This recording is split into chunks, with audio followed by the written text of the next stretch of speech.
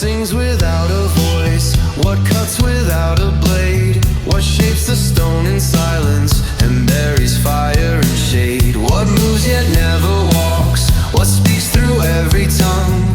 What dances with the moon at night when every bell is rung?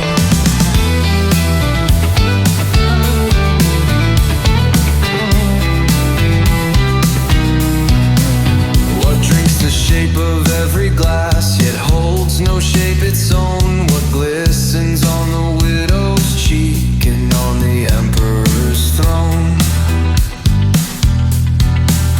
What falls but never breaks apart, then gathers into form? What cools the burn, then drowns the flame, both comforter and storm?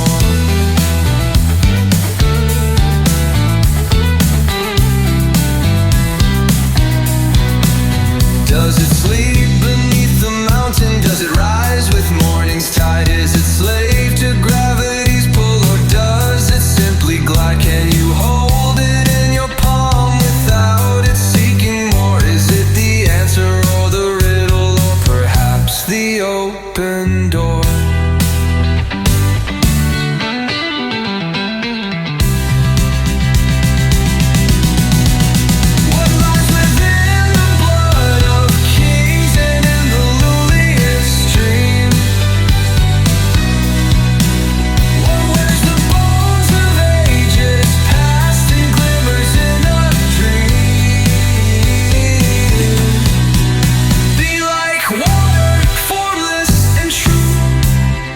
Take the shape of all you move through.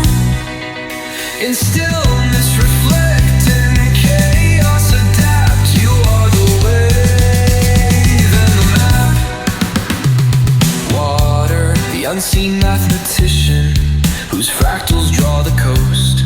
The artist of erosion, with every tide it boasts. It carves through time with patient monks, wearing mountains into sand, whispering sermons on decay, too subtle to